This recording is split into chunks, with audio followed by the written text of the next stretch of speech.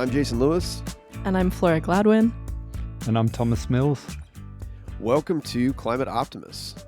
As a couple concerned citizens, we're on a journey to explore climate solutions and ways each of us can make a difference. So, as we mentioned during our last episode, we recently had our 10,000th listener tune into the podcast. And, naturally, we're excited to have so many people tune in. And, really for us, the reward is every listener is an opportunity to help one more person kind of move from, climate concerned into climate action. Absolutely. And with that in mind, we've recently set a target to reach another 5,000 listeners by the end of the year. So you personally can help us reach our goal by having at least 3 of your friends subscribe to the podcast. It's person-to-person recommendations are definitely one of the best ways to help us reach a wider audience. And if you have friends who are concerned about climate change but may not be the podcast type, you can have them sign up for our monthly newsletter. And unlike some climate newsletters that may leave you feeling depressed, we provide succinct summaries focused on what you need to do to solve the climate crisis with opportunities to take action that can turn you into a, climate superhero. So one of the harsh realities of a changing climate is that those who are most vulnerable to its impacts have contributed the least. Climate justice is the idea that wealthy nations who've driven the vast majority of greenhouse gas emissions provide financial resources and the expertise to help poor countries prepare for worsening climate impacts. We've talked before on this podcast about climate justice, but it's been over a year since we've touched on the topic, and the need to act has only grown more urgent. So with that in mind, we're going to take a fresh look at the topic with an exciting guest. But before we get to introduce our exciting guest, we just want to take a moment to talk about our own personal climate actions and this week's reason for hope. So to start us off, Thomas, Jason, what have you two done lately to help fight climate change? So I guess I'll go first. Thomas, you can't show me up though. I'll try not to, Lewis. I've got 2 things I'll highlight. I've been talking about fixing my commuter bike for, let's just say, a long time at this point, to the point where I don't think my girlfriend thinks I'm ever going to fix it. But I did finally buy the parts and They arrived. And so going to get it repaired just in time for summer so I can spend more miles on the bike and less in the EV. And the other thing I did was actually had some folks I know through the business community who were interested in learning more about carbon credits. And so put together a write-up for them and talked about where, I think they're valuable, encourage them to buy them whenever they fly. Okay, Thomas, you're next. All right, Jason. So this week I saved a friend from spending a crazy amount of money on really fancy resistive element wall panel heaters. We've got to keep in mind that resistive element heating has not got any more efficient than when Edison first invented the light globe in 1870. And instead of spending $500 per panel heater, they're then spending that money on more insulation. So I consider this a win. The beauty about insulation is like once it's in there forever, right? I always try and encourage people, spend money on insulation before heating upgrades. Well, and once the insulation's in, it's free, right? It's just saving you money versus running the heaters are just costing you money. Flora, what about you? Ooh, you guys are out here saving people from terrible climate mistakes. I don't have anything quite as exciting. I did just graduate from college, which is the most exciting part of this. Yeah. That's yeah, true. right? Congratulations. Pretty big, thank you. But now I'm going through all of my stuff that I have accumulated during 4 years. But yeah, I'm working on trying to reuse, not recycle. So I've been mending some of my clothes that, still have some years of life left in them. And then I'm also getting in on a neighborhood-wide garage sale soon, which is going to be exciting. Hey, I've got a whole truckload of stuff I'll bring down your way. Perfect. So, Thomas, what do you got for us on this week's Reason for Hope? Well, this week's Reason for Hope involves Acker Carbon, an organization that we've interviewed in the past, and they just announced a major carbon capture and storage project with Ørsted Energy from Denmark. So the whole plan there is to build a bioenergy carbon capture project where basically they'll be taking residue from harvested crops like straw, trash, and they'll be extracting the carbon dioxide from that when they combust it in their heat and power plants. So it'll be creating electricity for the grid, creating district heat for houses around the area. And at the same time, they'll be capturing that carbon and storing it back underground. Which is really exciting. I mean, we're going to need solutions out there that help remove carbon from the atmosphere. And given that this is waste bioresidues and you're not letting that carbon go back up, it actually ends up functioning as what they call a negative carbon credit. Mm. And I heard that Microsoft's actually struck a deal with them to buy these credits and enough to offset roughly 90,000 cars. So pretty big deal. So pivoting to our main topic, since we're going to be discussing climate justice today, for people who maybe don't know the numbers, it's good to have a little bit more context, which is if you take, let's say, the historical emissions, so all the emissions that have been put up into the atmosphere, the US and the EU together are responsible for roughly half. Whew. And you add China to that, and now you're at 60%.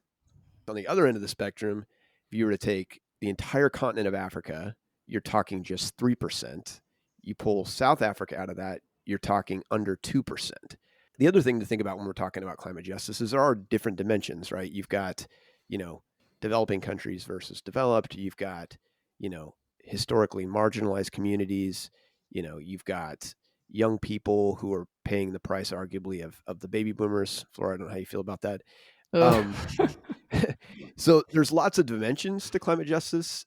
The good news is there are a lot of climate justice organizations out there that are working to help rectify these inequalities at varying scales, whether that's, kind of at a municipal level, national level, or even globally. Yeah, absolutely. So, here to speak more to that topic today is our guest, Leah Thomas. Leah is a celebrated environmentalist, founder of the nonprofit Intersectional Environmentalist, and author of a book called The Intersectional Environmentalist: How to Dismantle Systems of Oppression to Protect People and Planet. She's been recognized for her work in outlets like Harper's Bazaar, W Magazine, CNN, ABC News, NBC, and more, and has been honored on lists including Ebony Power 100, Time 100 Next, and Insider's Climate Action 30. Currently, she's based in Los Angeles, California.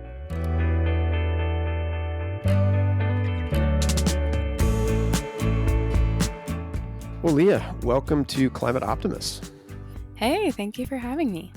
So let's start you off with the basic question we do all our guests. When it comes to efforts to address climate change, what makes you hopeful?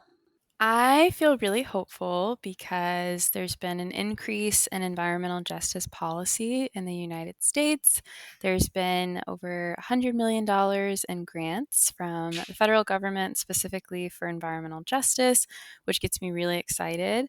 And it really feels like environmental justice is on the map, like lots of conversations about it. So that makes me really hopeful for what grassroots EJ organizations can do. Nice. You're seeing that momentum as well, just like we are in sort of the broader, climate action space. Well, let's start with kind of like what drew you to getting involved with, environmental justice, climate justice. I would say, I've always been kind of an outdoorsy person. So I just like being outside, being in the garden, things like that. And then I more formally studied environmental science and policy when I was in school. And during that time, it was kind of the beginnings of the Black Lives Matter movement, which impacted my hometown. So lots of conversations about racial justice at the same time I was studying environmental science and policy. And then I realized in my curriculum and mini curriculums that are environmental science focused, there isn't always peace to learn about the intersections of racial justice, wealth inequality, and environmental outcomes. So I really wanted to focus on that intersection and raise awareness for how lower income communities and communities of color disproportionately experience more environmental hazards and find ways that I could add that to the broader environmental conversation in addition to all the carbon in the atmosphere. So that's why I Right. got really excited because I saw it as the perfect opportunity to just update environmental storytelling and communications to also be very down on earth and not just in the atmosphere, to show people what's happening in their own communities and who's being the most impacted. Yeah, definitely an important dialogue, and something, many folks who may be passionate about the environment aren't necessarily aware of. And I guess that's kind of a good segue to my next question, which is, what does it look like, right, when we're talking about climate injustice, let's say in the US? Can you talk a little bit about that and maybe environmental justice more broadly, in terms of how that manifests? Yeah, so in the United States specifically, and this is where the formal environmental justice movement and terminology started, which is really cool. In the 80s, there were researchers who were looking at the placement of toxic waste sites and income and race. And they found that race was like the number one and income the number two indicator of whether or not someone would have toxic waste facilities in their neighborhoods.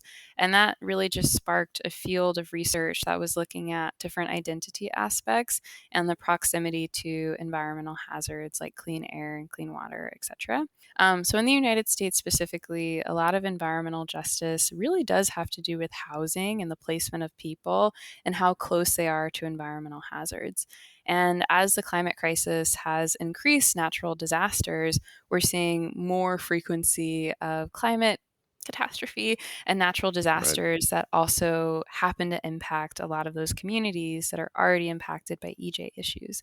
And so, in places like the US, that could be folks are maybe located or, in a floodplain. And so when you have floods, they're the first to get hit. Or, folks may be in a kind of an urban heat island. They don't have as many trees in the neighborhood. And so, as you get these more frequent heat waves, they're more adversely impacted. Yeah, absolutely. I think every city, every town has their environmental justice story. If it's a town that used to have a big coal industry or fracking and fracking fluid, then that might be their EJ story. If it's community, like you said, an urban environment that doesn't have a lot of trees, then their environmental justice story could be pollution or, increased heat exposure. And then internationally, environmental justice looks like when the United States ships their trash to other places to deal with, or electronic waste, and sending our waste to the global south, which is causing polluted waterways, polluted communities, and when it's e-waste, exposure to that e-waste, which has negative health impacts. And it really just boils down to oftentimes the people who are the least responsible for the climate crisis experience the burdens a lot more. So I just got back from Nepal, country that's not really contributing a lot of carbon No. emissions at all. And I took a 12-seater plane to this mountain community and they're quite literally trying to hold the sides of the mountain together because they keep having all these landslides and rain incidents that have increased over the last couple of years because of the climate crisis. And they're just living life, but their ways of life are being impacted disproportionately by the climate crisis, even though they're not really contributing to it. Yeah, so it seems like a hard thing to square. We've, in the first world benefited a lot from, the burning of fossil fuels, you could argue. And then you've got all these folks who have done very little in terms of putting CO2 up in the atmosphere and are being heavily impacted. Obviously islands as well, island nations, another example, right, where sea levels rising. So given that we have this unfortunate dynamic, what kinds of solutions are needed to ensure we transition, away from, let's say, a fossil fuel based economy in a way that's just, right? Yeah, so the concept of climate reparations sometimes is like a hot take, but it doesn't necessarily need to be. I think that a lot of communities that have been impacted the most by climate catastrophe should financially benefit. Just like how communities in the United States maybe had a loss of industry, should be sometimes the first cities that are considered for like green renewable energy projects to help revitalize their communities. So from an international perspective, I think for there to be a just transition, we need to make sure the most impacted communities financially benefit so their communities can benefit and aren't, being exposed to additional harms.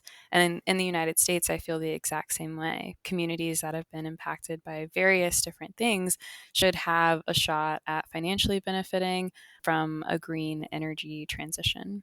So being deliberate about where those investments take place to ensure those communities benefit first. Absolutely, yeah. And just for context for people, I mean, what you talked earlier about, investments that have taken place in the US or set to take place. How are things kind of playing out, on a global scale? Are we seeing the level of investment that we should? I know there's been conversations, obviously, at the last couple climate conferences. Yeah, we always need more, but things are increasing. And I love that you mentioned kind of smaller island nations earlier, because that's something that's often talked about. Like, people are going to have to evacuate their, countries and communities that might be underwater. So who's responsible for financing that transition? What countries will open their doors and help them preserve their way of life and culture? So that's a really important conversation that's happening right now that there's a lot of varying opinions on, but it seems like the concept of climate reparations or climate funding, as some people are calling it, it's happening more. So I'm glad about that at least, but we've got a long way to go. So it sounds like there's a dialogue, which is obviously first step, and then maybe there's some initial investments taking place, but yet to be seen the level of investment that we need given the scale of the problem. So are there certain types of policy solutions that you might be able to point folks towards? I mean, we're talking about how do we address this issue, whether those are things that we, need to pass or would benefit from, or maybe things that have already passed that folks might not be aware of. Yeah, so a lot of it comes down to enforcement. So there's a statistic I often say that around 71% of African Americans live in counties that frequently violate federal air quality standards. And then for white Americans, I think it's like 30 or 40%, which is still a lot of people. And for other racial groups, it's like a lot of people.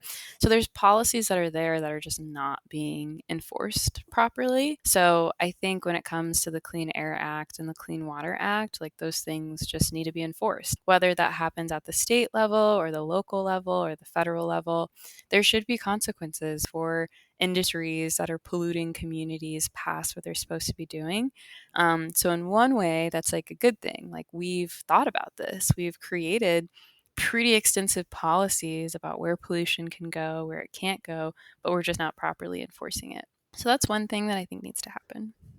Yeah, I guess so. Good that we've got those things on the books, but not ideal that we're not enforcing them. And is your sense that that's just a lack of sort of political will? Is it funding for these agencies who are in charge of doing it? What's leading to kind of this lack of enforcement? Oh my God, so many things. Not enough support, and then monitoring. Who's going to monitor the carbon emissions or the pollution that's coming from various landfills and various cities? Like, there needs to be proper infrastructure to be able to say, like, okay, this air quality is bad. That means we have to fine this organization, or this has to happen, or if it's not fines, here are the repercussions. So I feel like there needs to be a lot more thought put into that and kind of stricter policies, because people will continue to violate them if they know that they can get away with it. So I think that's definitely part of the problem. So so that's sort of on the lacking side. I guess I'm wondering, are there places out there who are kind of leading edge when it comes to making progress on the environmental justice side, whether that's within the US, globally? I would say places that are good. I'm kind of biased, so definitely thinking about the state of California, which I feel like has a lot of progressive policies that might not always say this is an EJ thing, but is environmental justice related. So there was one case of a Black community that lived along a beach front property back in the day, but due to racism and other things were kind of chased out of the town. So the community got back together to essentially give the land back to the descendants, which was a really cool kind of historic moment. And we're also seeing that for Indigenous communities across California, whether it's neighborhoods purchasing land back from development to ensure that it can be preserved and that Indigenous communities can have a part in that preservation. So projects like that get me really excited. And some other things, I definitely need to look at some wins. I know of them, but I should Google those a little more. Those of us who are in the environmental community and outside of California definitely appreciate California's leadership there. So seems like when you guys get things figured out, it gives momentum to other states and places to be able to say, hey, this can be done and can be done well. Well, that leads me to another question. What would you say to individuals who are passionate about environmental justice, climate justice, et cetera, and, in terms of what they can do to get involved and make a difference in that space? Yeah, I love that phrase. What is it? Act local, think global, or something like that. So, yeah, getting involved with your local climate justice or environmental justice organization, which could be like a community garden. It could be, honestly, trash pickups are really important and things like that.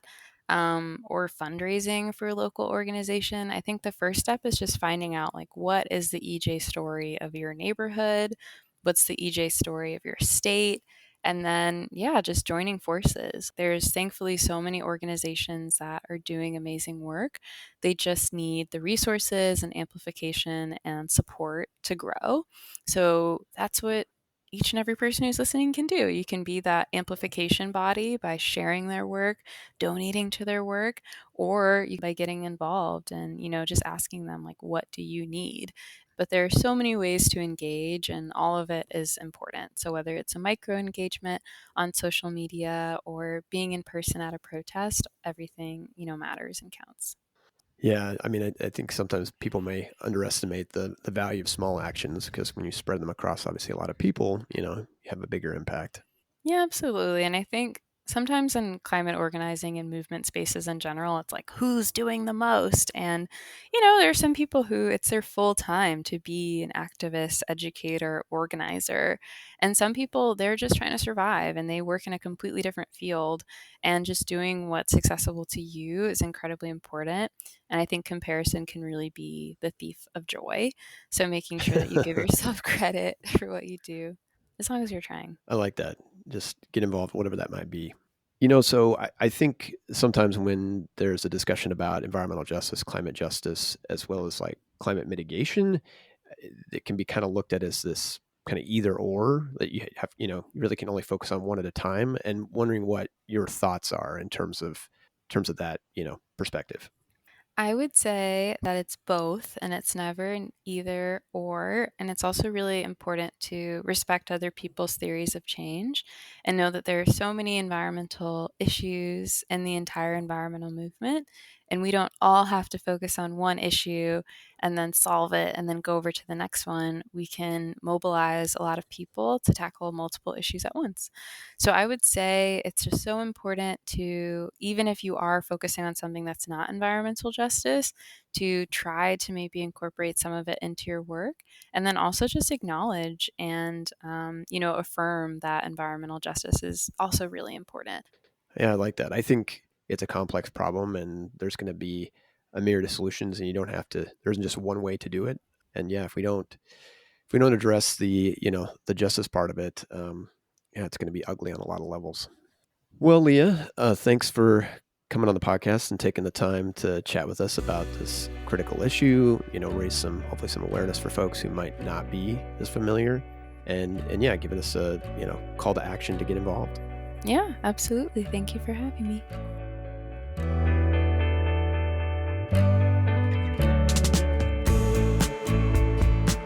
So, Thomas, Laura, coming out of the interview with Leah, want to get your thoughts as well. But I think, she spoke a little bit about, some of the dollars that had been, invested in the climate justice movement. And I think it's worth highlighting, some of the recent accomplishments, even though we're by no means there yet.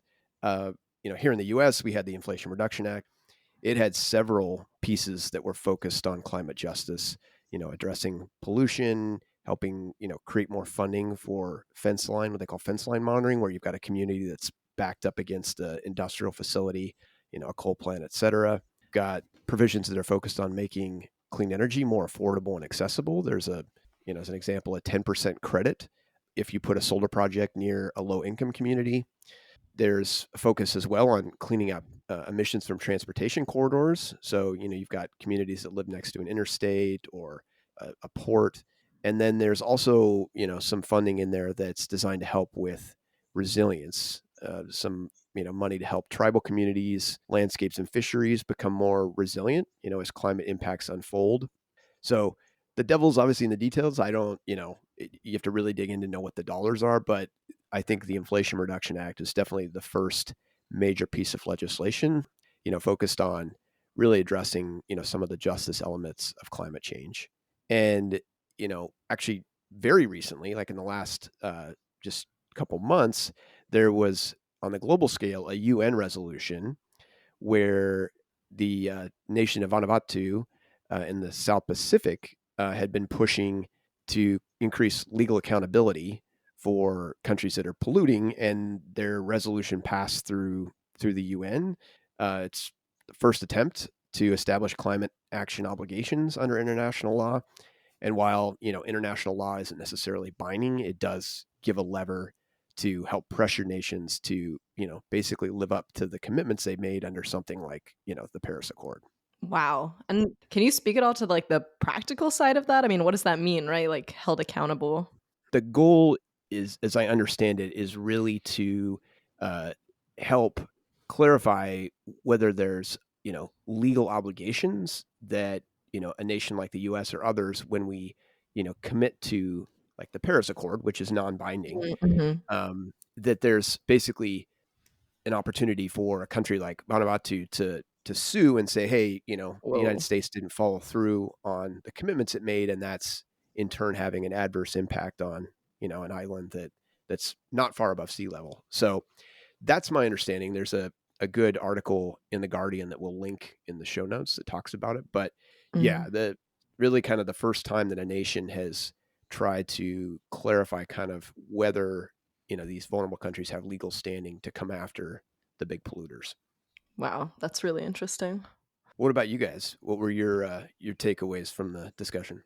Well, I think, Jason, that it's a little bit difficult for me to say too much on this, coming from a position of white male privilege, growing up in one of the most polluting countries in the world. But I think she brings up a good point that there needs to be more consequences to actions or the lack thereof on climate solutions. And to date, we've set all these aspirational targets, and no one's really been held to account. And that's a good thing, I think, about these um, carbon tariffs that the European Union are going to be bringing into play, that there starts to be some consequences. And even if that's not consequences in one's own country, it's consequences at the border when products then cross it. And hopefully that will drive the action, because I'm very reluctant about just like, we seem to be very keen to throw money at the problems after the fact. Oh, these communities are getting washed away, so let's go and build a refugee camp for them, or let's go and build some concrete walls to hold the sea level back for a few more years. But at the end of the day, what we need to be doing is decarbonizing as quickly as possible, and realizing that there might be a little bit of short-term pain, but we need to get in front of this so that all that expenditure is not on the back end where it's too late at that stage. You've already destroyed these people's communities. We just need to get in front of it. And we also need to realize all the other benefits that come about from spending this money up front. In fact, there was a study that was recently performed in Victoria here, state just north of me, and they worked out that $1 spent on better insulating houses in poor communities was the equivalent of $10 spent elsewhere in the community on health costs and clothing costs and all these other costs that come about because somebody's house is too cold because they couldn't afford to insulate it. So I think we need to look at that at a global scale and the effect on these communities in Africa or low-lying Pacific islands, where we need to stop thinking about throwing money at the problem on the back end and just get in front of it.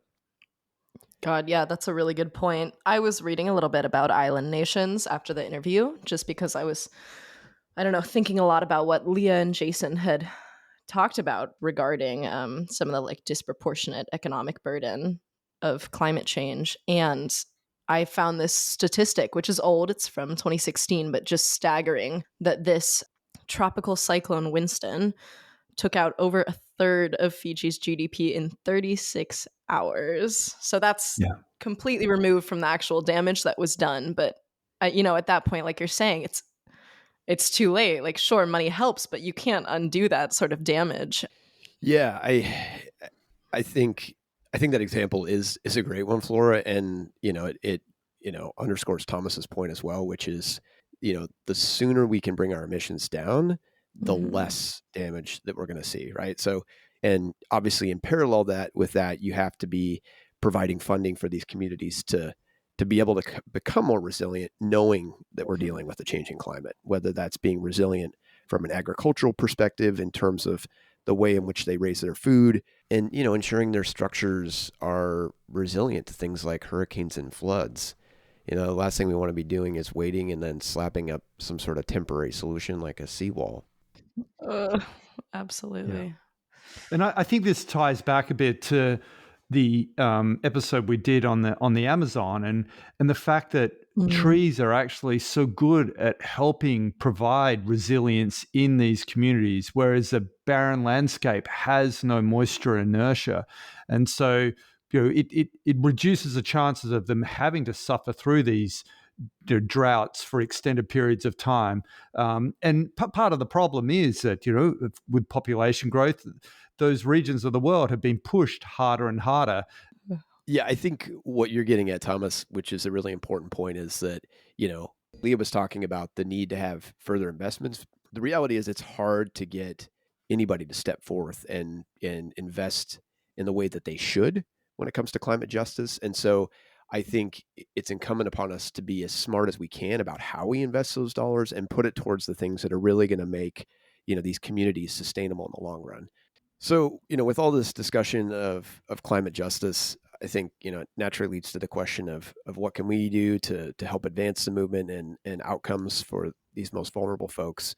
And, kind of piggybacking on Leah's comment, we'd like to encourage folks to get involved locally.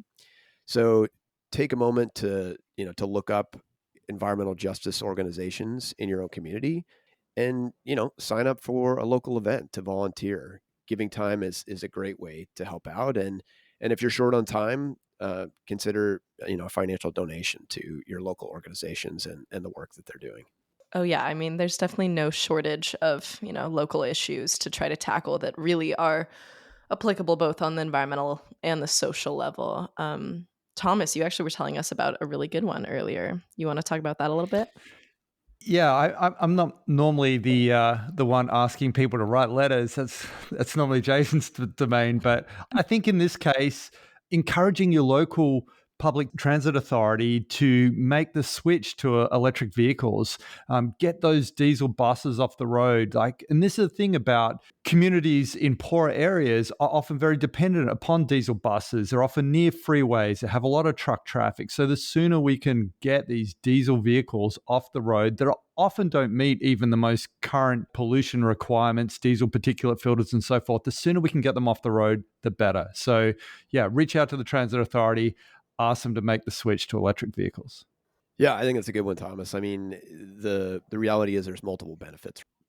So that's it for this week's episode. Thanks to everybody for tuning in. Come back and join us again in 2 weeks on June 6th, when we'll be releasing our next episode. Climate Optimists is made possible by Climate Stewards Collective. You can find us on the web at climateoptimist.co, and don't forget to follow us on social at Climate Optimist Podcast.